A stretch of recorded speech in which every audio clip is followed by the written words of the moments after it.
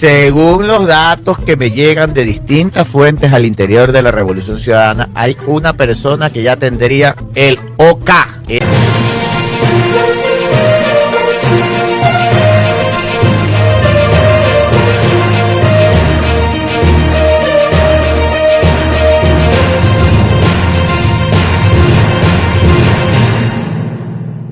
Es así como se podría ya ir elaborando de una u otra manera quienes irán a cubrir los principales cuadros por RC y otros más. Y aunque el gobierno ha movido cielo y tierra para incapacitar al principal adversario que podría repetir en lo que es la alcaldía de Guayaquil, el señor Aquiles Álvarez, aún no está decidido completamente si él podrá o no ser candidato, pues algo nos dice que van a hacer lo imposible para no permitir su candidatura, pues está en la cárcel. Sin embargo, eso no es impedimento actualmente, según el Código de la Democracia, podría que tener una sentencia ecuatoriana, pero ya otros nombres se barajan que dan mucho temor al gobierno, pues no les alcanza el tiempo para perseguirlos y sacarlos de la papeleta. Y esta sería la señora, la abogada, la doctora Mónica Luzárraga, quien goza de aceptación y bastante pueblo. Deja otro like, comparte video, suscríbete a YouTube y pasemos a ver las notas. Según los datos que me llegan de distintas fuentes al interior de la Revolución Ciudadana, hay una persona que ya tendría el OK. Es nada más y nada menos que el... Resulta que en los corredores de la Revolución Ciudadana ya hay un nombre que suena fuerte, fuerte, fuerte para la alcaldía de Guayaquil. Tenían ese nombre desde antes que Aquiles caiga detenido, porque los de la Revolución decían Aquiles no se salva, eso decía. Según los datos que me llegan de distintas fuentes al interior de la Revolución Ciudadana, hay una persona que ya tendría el OK. Es nada más y nada menos que la abogada Mónica Luzuriaga. Es la abogada que estaba muy activa últimamente en redes sociales. Una campaña feroz contra el presidente Daniel Noboa. Inclusive la acusaban a ellas, desde algunos asambleístas la acusaban a ella que ella habría sido la que se reunió con los abogados de Pipo en España, para que Pipo ponga esta versión de decir que a él lo habían mandado desde el gobierno nacional, claro, a atentar contra Fernando Villavicencio. Ella lo niega totalmente, obviamente ella lo niega. Sergio Peña era el que la acusaba. Ella sí tuvo unos viajes en diciembre. Según fuentes internas de la Revolución Ciudadana, en ese viaje ella se habría reunido con el MASH. Y ahí, en diciembre del año pasado, es donde le dieron la venia a decir, usted es la candidata a alcaldesa de Guayaquil, pero póngase a hacer mérito. Y por eso es que dicen que después ella salió una fuerte campaña contra el gobierno nacional con denuncias y... ¿Desde cuándo una curul es una licencia para insultar? En política el problema no es el debate, sino cuando se utiliza el poder para intimidar. Esta semana estalló una controversia que va más allá de un cruce en redes sociales.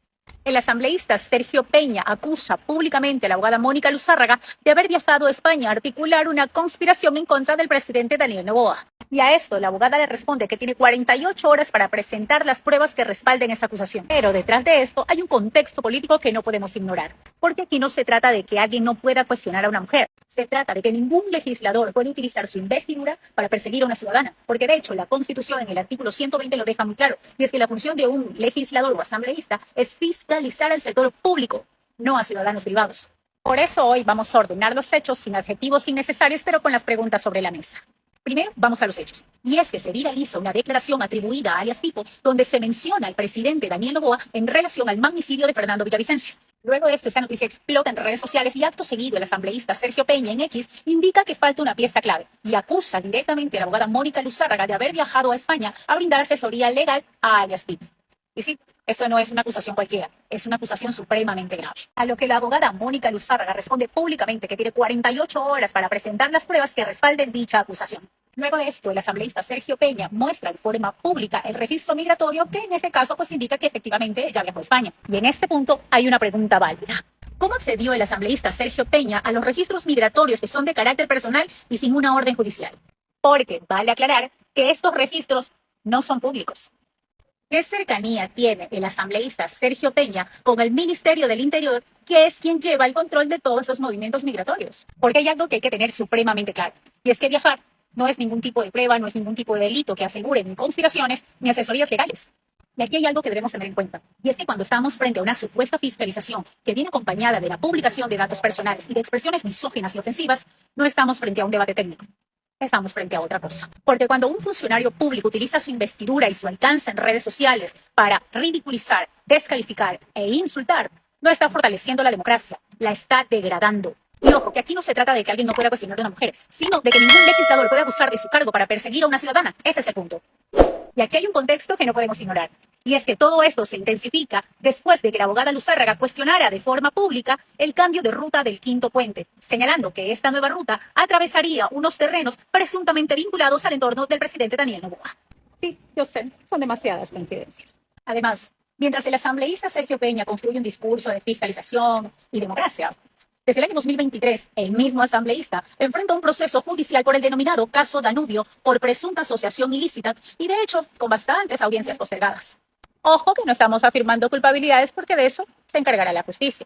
Pero políticamente es válido preguntarse si quien pide revisión de cuentas también debe responder a sus propios procesos pendientes. Porque sí, efectivamente, la coherencia importa. Porque, ¿cómo creer en la palabra de alguien que primero decía esto? Un narco-estado. Y no está hablando de gobiernos anteriores. ¿A quién le van a echar la culpa? Un gobierno que se fue hace 8 años. No, está hablando actualmente del nuevo Ecuador. El Ecuador de Daniel Noboa. Ese es un narco-estado para el resto del mundo. Y mientras antes decía eso, ahora estos son sus tweets.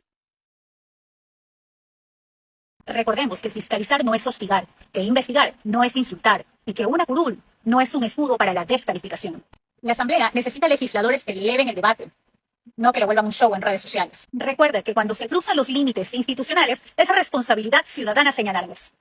Y recordemos entonces que el conflicto interno armado y estos años de gobierno lo que le han dejado al país en materia de derechos humanos es desapariciones forzadas, son denuncias de extralimitación en la ejecución de un acto de servicio, son denuncias también de ejecución extrajudicial.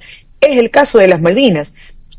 Y cuando ves esa realidad, cuando te topas y luego ves al Estado ecuatoriano enfrentando a nivel internacional acusaciones de esa naturaleza, es bastante delicado pensar que la fuerza pública hoy no comprenda que los límites de su actuación no están en las órdenes del ministro Lofredo, no están en las órdenes del ministro Reinberg y mucho menos están en las visiones militarizadas y policíacas del presidente de la República. Sus límites están en la Constitución, en los derechos humanos, en los derechos civiles y en el uso legítimo de la fuerza, que no termina siendo lo que han advertido. A mí me resulta pero abominable que un ministro de gobierno diga no queremos víctimas colaterales, cuando a ciencia cierta, no solamente quienes estudiamos derecho penal, los propios agentes estatales saben, porque parten de una formación de años dentro de las filas policiales y militares, que eso no está concebido en su formación, que eso bajo ningún concepto puede ser una advertencia a la sociedad civil, que hay límites que deben respetarse y que esto no es solapar la delincuencia, esto no es impedir el trabajo en seguridad, esto es más bien garantizar que el Estado que ostenta el monopolio de la violencia estatal no se convierta en un delincuente, tal cual como ha ocurrido en casos en donde ya se ha determinado responsabilidad del Estado. Primer caso, el caso de los niños de las Malvinas, y el otro caso, el del joven Vega y Panaque de Guayaquil también. ¿Y cuántos casos más habrá? Entonces, esto es un llamado, es una reflexión, por muy rimbombante que sea el nombre, por más espectáculo que se quiera vender, hay un límite que tiene que ser respetado por parte de la fuerza pública, a quienes evidentemente nos dirigimos, porque sabemos que a nivel de gobierno, a nivel de liderazgo, esto no se comprende, porque efectivamente no son personas ni capacitadas, ni preparadas, ni de experiencia en política criminal o en política de seguridad, pero a ellos sí, a ellos que vean cómo con el paso del tiempo muy probablemente las responsabilidades van a recaer en ellos, cuanto más en el Estado ecuatoriano, que evidentemente podría ser obligado a pagar indemnizaciones por estos ya ni siquiera excesos, sino desconocimientos o afrentas directas al ordenamiento jurídico. Las juntas receptoras del voto empezarán, una vez concluido el sufragio, a contabilizar los votos. Y concluirá el escrutinio cuando terminen de contar. Usted verá si cuentan 1 hora, si cuentan 2 horas o si le dan hasta las 11 de la noche contando. Pero ese día termina el escrutinio como tal. Y nuevamente, ¿qué te dice el 137 del Código de la Democracia? Que el Consejo Nacional Electoral tiene 24 horas después de notificado los resultados del escrutinio para notificar a los sujetos políticos el resultado del escrutinio. ¿En dónde está? Uno, tal cual como lo hemos dicho y se lo han preguntado a Pita, ¿dónde está la norma que te faculta a cambiar un calendario electoral ya publicado, ya expedido? ¿Cuál es la seguridad jurídica? 2, ¿En qué norma se va a sustentar Diana Tomaín y compañía para diferir, postergar el escrutinio público? Y luego, no vas a cumplir pues nunca la notificación de resultados en 24 horas a los sujetos políticos. Entonces, todo es estirar literal, ya ni como chicle, como slime. Como slime, la norma, ¿para qué? O sea, para realmente cumplir un propósito que es ajeno a cualquier visión de democracia. Perfecto. Aquí yendo por la rama y la opción 1 sería siempre el señor Aquiles Álvarez, pero aquí hay que tener opción B, C y D y hasta Z, si esa no es necesario. Pues vemos que ellos van a tratar de bajarse a los candidatos, bajarse a las formas y fuerzas políticas porque quieren estar solos en la papeleta. Y no es ninguna mala opción. Lo que sí me preocupa es que si desde ya se sabe que la señora Luzárraga correría por la alcaldía de Guayaquil por lo que es RC o el partido que se puede inscribir, porque a esta la suerte que tenemos ahora hoy día la democracia, muy probablemente se invente algo contra ella para impedirle participar. No es novedad, no es algo nuevo, pero vemos que así opera este gobierno y tenemos que adaptarnos, no queda de otra, porque si no, lo contrario sería regalarle la democracia. Déjanos tu like, comparte este video, suscríbete a YouTube, síguenos en las redes, somos Radio Face, nos despedimos, chau.